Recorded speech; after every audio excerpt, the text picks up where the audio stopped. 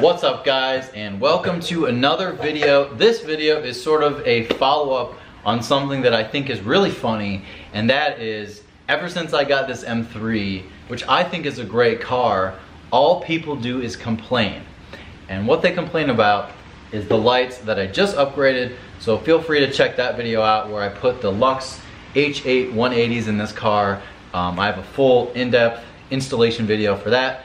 So go check that out, and if you have any questions or want to buy some, shoot me a direct message on Instagram, which is always in the description. I have these available, which are the color changing ones.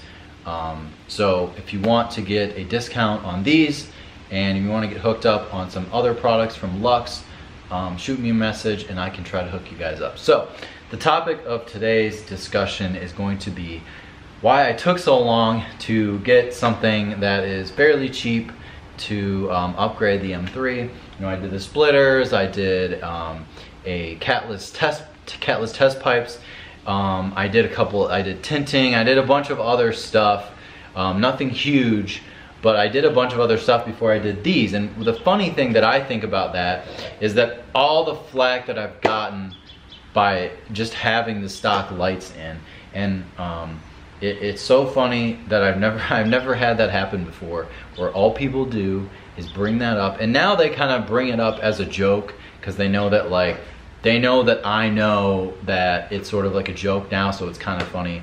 We're all kind of doing it in good spirits, but really I guess the gist of the reasoning behind why it took so long, surprised at why it took so long, not just because I'm busy, but really the biggest reason is because I just felt like I didn't really care. You know, I had the facelifted 335i, I had a 2011, which had the upgraded, you know, halos in the face. It had a little cutout here for the lights, so it was a revised, upgraded version.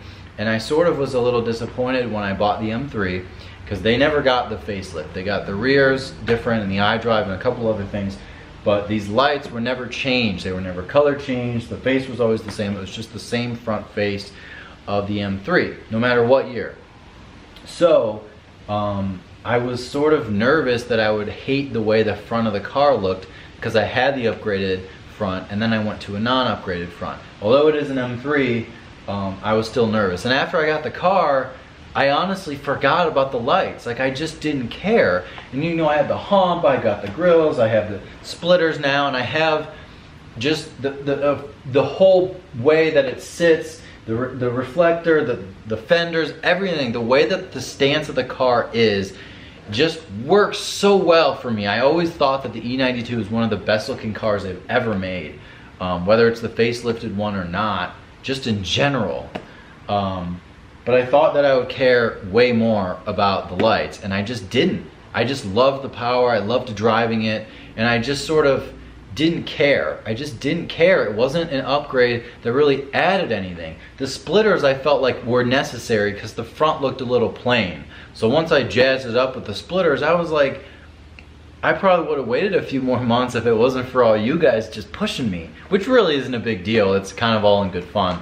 But I just thought that that was really sort of a funny sort of thought in my head, that I just took way longer than expected, given what, you know, kind of what everyone says. And you know, I don't have an unbelievable amount of followers, but I have fairly high engagement in my opinion. So when I'm on Instagram or YouTube or wherever I am, and I'm getting consistent people saying things about the lights, it starts to sort of affect you, whether it's that or something else. You know, if you do something good or bad, people are gonna continue to say stuff about it, not even intentionally, just because things take time to sort of circulate to everyone, and you know, everyone gets the news at a different time. So that's sort of the gist of why I took so long. And plus I thought it was kind of funny to sort of hear, you know, reasons why people, oh, it'd be good unless you like upgrade the lights and then it actually look good, or you know, just like everyone had a little remark to say.